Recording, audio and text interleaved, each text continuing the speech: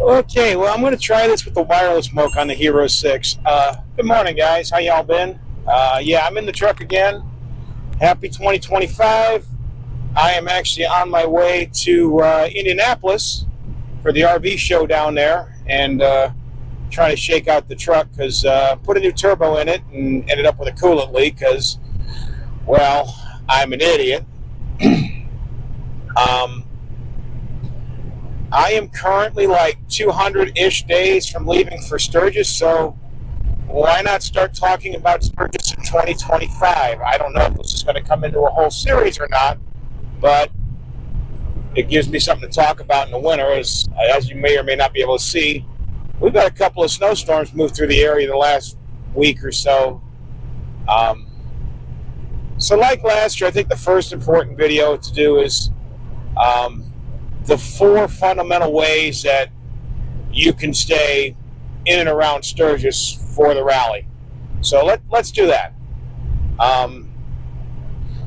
The cheapest is definitely going to be the tent. As I mentioned last year, there's a Cabela's in Rapid. There's Walmart's in Spearfish and Rapids. In addition, most of the major campgrounds are going to have camp stores that probably will have camping supplies you can purchase. Now, will they have the best of the best tents and stuff? No. But if you already own the gear and you can strap it on, strap it down, whatever, to your bike, that definitely will be a ish load cheaper than any other ways you can stay in and around the Sturgis area. In fact, if you're going to tent it, you could probably pull the entire rally off once you get there for even if you stay at like the Chip, you could probably pull the entire rally off for around $1,500. You know, and it's all going to depend on how far away from Sturgis you're riding to get there. There are campgrounds that are cheaper. There are campgrounds that are more expensive. There are, like for the Chip, just for an example, there are add-ons you can buy where you can sit right in front of the stage and, yeah, all that good stuff, which they started doing, I think, last year, where they had what they were calling premium. So yeah, that's camping. Tenting's going to be cheaper. The downsides to tenting is, well, you're in a tent. You have no air conditioning. You have no heat should it get cold. You are limited on your shelter from evening and afternoon thunderstorms. So yeah, that's kind of the downside when it comes to tenting. In addition, you're sleeping on the cold ground. There are other options when it comes to if you want a tent and you don't own the gear. Yet again, using the Chip as an example, Camp Easy Ride and what they call Easy Camp are both services where they set up the tent for you. It's got a cot, sleeping bags, pillows, camp chairs.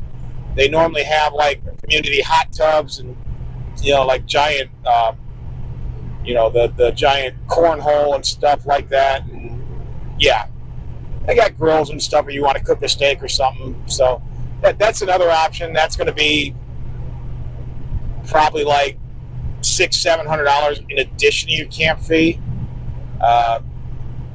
To me, and I think last year they went to where it was only that fee was only good for like 4 or 5 days. It's kind of like, why? You're almost better off staying in an RV at that point. Which that'll be the next thing we'll talk about is RVing. The nice thing is you've got air conditioning, you've got heat, you've got your own shower, your own toilet. You've got an actual kitchen should you want to cook. The downside is, well, for the most part, now yes, they are making some small pop-up deals that you can have and pull behind a big old dresser or trike, but for the most part, that means you're driving to South Dakota. And I'm not going to get into the whole, well, you got to ride or you're not real. That's so stupid. Last year, in fact, there was a guy wearing a T-shirt or tank top that said, nice trailer pussy. And it's like, I'm going to enjoy myself. I ride. I take my bike on a trip for a week long that I cover around 3,000-ish miles, sometimes more. This year, I don't know if I'm going to do that or not just because of how vacation schedules are going to work, but we'll see. And the other downside is you're a little bit more expensive than tenting if you own your own gear. My side of the Steel Pony, I want to say, was like $650, $700 for a 25 by 50 back end. I didn't look at the chip. I'm guessing the South 40 with power and water, the 40-foot back ends are going to be in the neighborhood of, probably around $750 to $800, and the pull-throughs will be damn near double that. I'll put it up underneath here in the subtitle exactly what the number is. The last two are related, and that's hoteling and Airbnb. Hoteling, as we get closer to the rally, will generally get a little bit more expensive. In fact, if you can find anything. Last year, the Sturgis Super 8 I looked was about $450 a night. If that's up to $500 this year, I wouldn't be surprised. Yet again, I'll put something somewhere.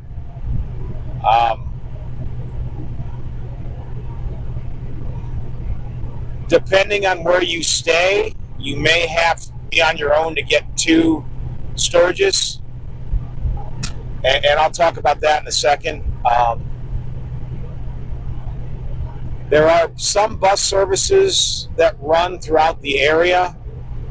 Jones Bus and DuBus are the two biggest ones. Now, when it comes to DuBus, they didn't do anything last year or 2 weeks ago for New Year's Eve. So I don't know if they're just doing the rally only or if they're doing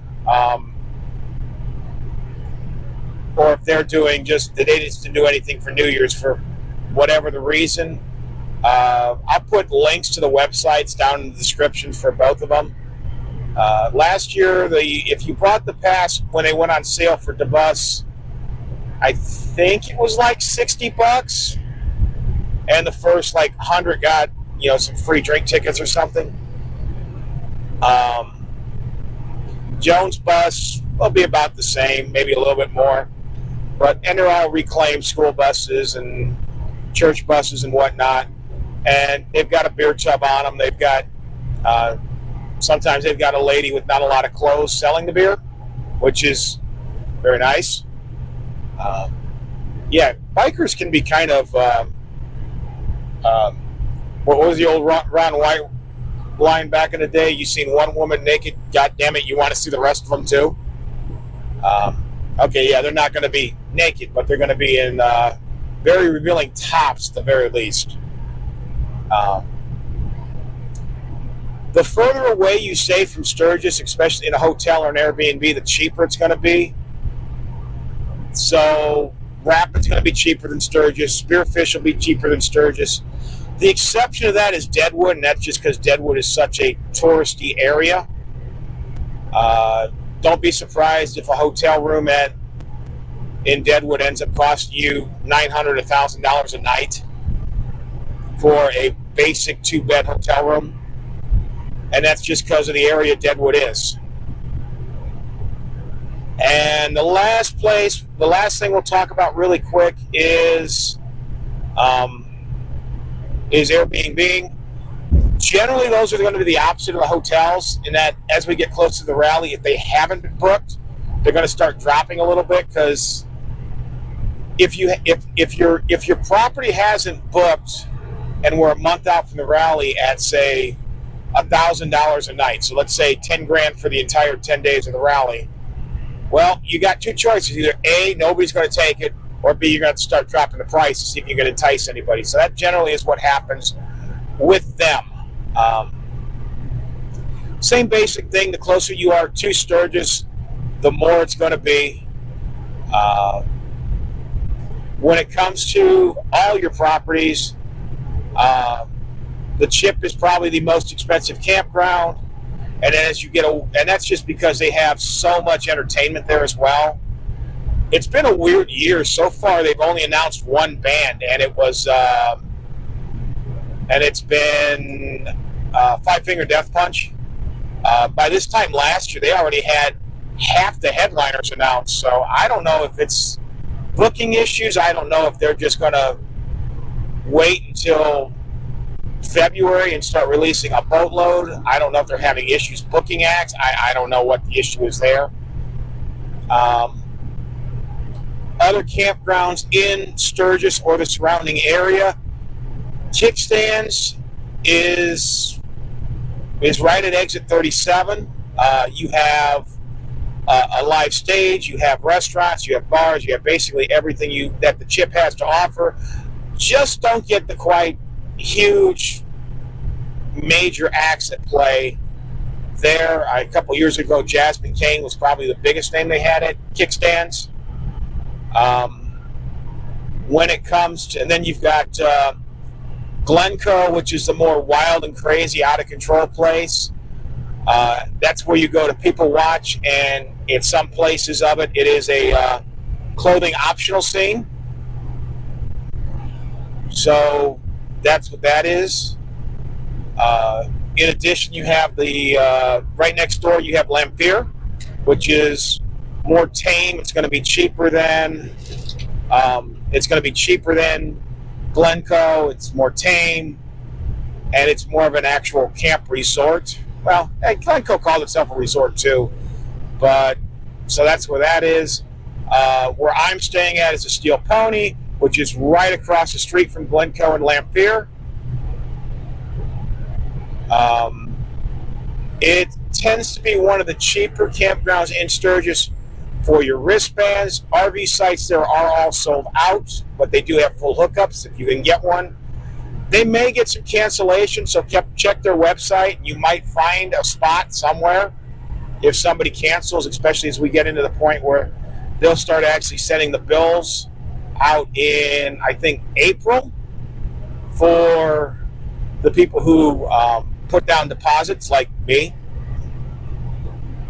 In addition, you've got down past Bear Butte, you've got the Full Throttle Saloon and the Pappy Hoyle, which from what I understand, the campground is pretty tame, even though it's the same property as the Full Throttle. You get more rally famous type bands that play there as well. In addition, you get live music basically all day at the Throttle. Before like 5 or 6, there's no cover. You can just go in. Food and drink at the Throttle is expensive, as it will be throughout most of Sturgis. We'll talk about food and drink later as we get probably into May.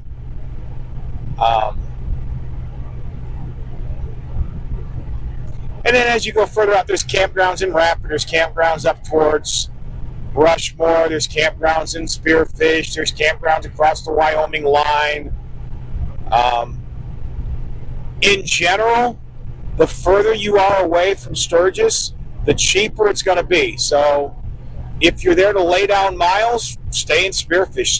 Stay in Gillette or Sundance, Wyoming. Stay in Rapid, or even a little bit further east in Rapid. You're going to save a little bit of cash doing it that way. So in my not so expert opinion, I think Sturgis is one thing that every rider, every biker needs to do at least once. If you don't ride a Harley or an Indian, don't fret. There's plenty of people on Ducatis. There's plenty of people on Goldwings. There's plenty of people on Japanese bikes, BMWs. They're all out there. In fact, all the manufacturers are going to have tents in multiple locations for demo rides. So if you're bike curious and you want to try a what's the big Indian? Is it the Challenger? Yeah. So if you want to try the big full dresser Road King clone that Indian has, you can do that. They'll have demo rides everywhere. If you want to try a new Pan American, you can do that. Harley has like 3 tents all over the place. Yamaha, Honda, Suzuki, Kawasaki, BMW, Ducati, well, maybe not Ducati, but pretty much all the brands are going to have demo trucks somewhere.